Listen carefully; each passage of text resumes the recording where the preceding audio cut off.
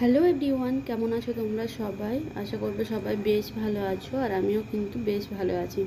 তো চলো, আজ ভেবেছি বাড়িতে একটু পিৎজা বানাবো। ফার্স্ট টাইম বানাচ্ছি, কোনো দিন বানাইনি। তো পিৎজা বানানোর জন্য আমি কি কি করছি সবগুলোই তোমাদেরকে দেখাবো।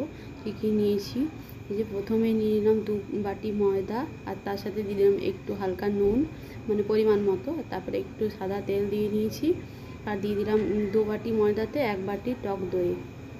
আর তারপরে এখানে দেবো হচ্ছে বেকিং সোডা আর বেকিং পাউডার, দুটোই আন্দাজ মতো একটু একটু করে দিয়ে নেব। আর তারপরে ভালো করে ময়দাটা মেখে আর কিছুক্ষণ বলতে আমি 2 ঘন্টা রেখেছিলাম।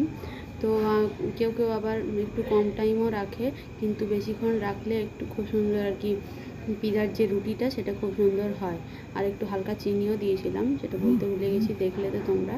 তখন ময়দাটা ভালো করে মেখে আর ঢাকা দিয়ে রেখে দেবো। আমি 2 ঘন্টার মতো রেখেছিলাম, মানে আমি বিকেলবেলায় করেছি। তো আমি ভাত খেয়ে দিয়ে মোটামুটি মেখে রেখে দিয়েছিলাম, যাতে অনেকক্ষণ অবধি আর কি থাকে। আর তারপরে এদিকে তোমাদেরকে দেখিয়ে দিই আমি কি কি নিয়েছি পিৎজাটা বানানোর জন্য। বাটার নিয়েছি, পেঁয়াজ, ক্যাপসিকাম, গোলমরিচের গুঁড়ো, চিজ আর এখানে চিলি ফ্লেক্স, কর্ন, আর এই যে ময়দাটা। তো চলো সবটাই তোমরা দেখতে থাকো। আর নিয়েছি হচ্ছে সস, পিৎজা পাস্তা সস। তো প্রথমে রুটিটা রেডি করে নিয়েছি, পিৎজার রুটিটা। আর তারপরে এই যে আরেকটু আমার স্ট্যান্ডটার গোলমাল হচ্ছে, যার জন্য আমি তোমাদেরকে ভালোভাবে দেখাতে পারলাম না কিভাবে আমি রুটিটা করলাম। তোমরা তো মানে মোটামুটি সবাই জানো কিভাবে পিৎজার রুটিটা বানানো হয়। আর যতটা ময়দা আমি মেখেছিলাম অতটা ময়দা কিন্তু লাগেনি, একটু বেঁচেই গেছে। তো প্রথমে আমি পিৎজার রুটিটার উপর বাটার ব্রাশ করে নিয়েছি, আর তারপরে দিচ্ছি হচ্ছে পিৎজা পাস্তা সস। আর পিৎজাটা একটু আমার বেশি ঝাল হয়ে গেছিলো, কিন্তু খেতে খুবই টেস্টি হয়েছিল। আর দিয়েছি হচ্ছে মিউনিস। তো সস আর মিউনিস দিয়ে ভালো করে পিৎজার রুটিটা কভার করে নিয়েছি।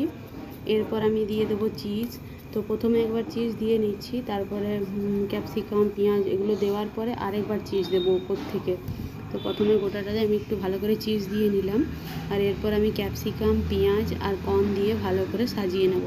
তো প্রথমে আমি ভেবেছিলাম এটা পনির পিৎজা বানাবো, কিন্তু জানি না হঠাৎ করে বানানোর সময় মনে হচ্ছে যে না, এরকম পেঁয়াজ, ক্যাপসিকাম, কর্ন এই সমস্ত দিয়ে করি, যদি ভালো হয় খেতে নেক্সট টাইম আবারও পনির দিয়ে পিৎজাটা বানাবো। তো খুবই টেস্টি হয়েছিল খেতে। একটু ঝালটা বেশি হয়ে গেছিলো, কিন্তু খেতে খুবই টেস্টি হয়েছিল।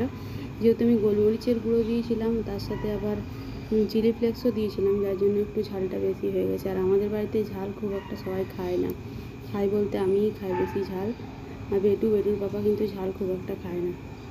তো এই যে প্রথমে দিলাম ক্যাপসিকাম, তারপরে দিলাম পেঁয়াজ, আর তারপরে দিয়ে নিচ্ছি কর্ন। এরপর দিয়ে দেবো চিলি ফ্লেক্স, আর চিলি ফ্লেক্স দেওয়ার পর দেবো হচ্ছে গোলমরিচের গুঁড়ো, আর হালকা করে উপর থেকে আরেকটু লবণ দিয়ে নেবো, যাতে এই যে পেঁয়াজ, ক্যাপসিকাম আর কর্ন এগুলোতে একটু নুন মানে ভাবটা হয় আর কি, তার জন্য।